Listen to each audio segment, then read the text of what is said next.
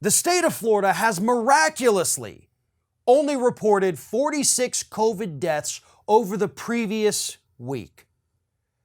So, what happened? How did suddenly the worst state in the country go from these astronomical numbers? A few weeks ago, we had a day where we had 906 deaths to now we just have 46 per week.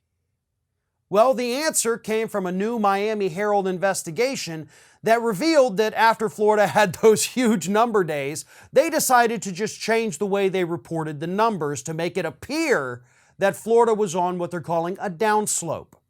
And here's what they did. Previously, when someone died of COVID, it was reported on the day that the death certificate came out, that the death was confirmed to be from COVID. So if you died from COVID a week ago, for example, and it took them that long to process everything, your death would not be reported until the following week or whatever.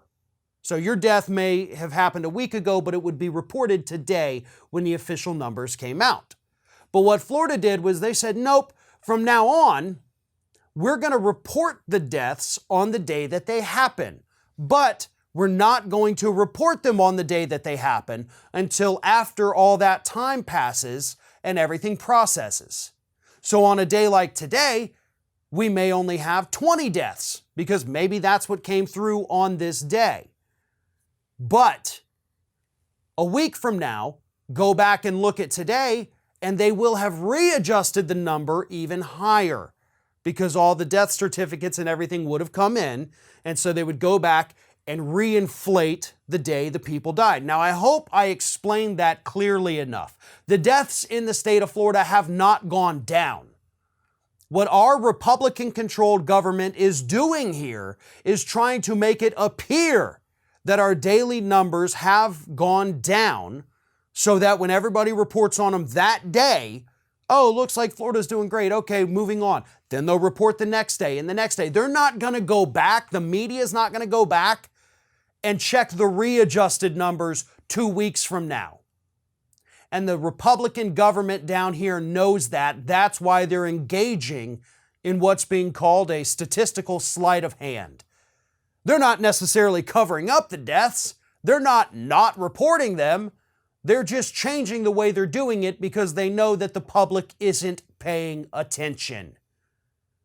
There is still a major crisis down here in the state of Florida. These idiot Republicans want to hide it so people don't realize how badly they're screwing this up, and the public's just supposed to eat it up. And the media is not going to follow through. This story needs more attention.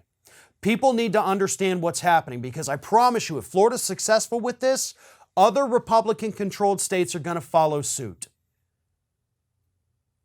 This is how patterns begin. You get your one little test case, which in this case is Florida, and if they're able to pull it off and fleece the public into thinking that everything's okay, this is going to spread like wildfire to other Republican states. And even though people will keep dying, this little, sleight of hand with the data is going to make it seem like things are a lot better than they actually are.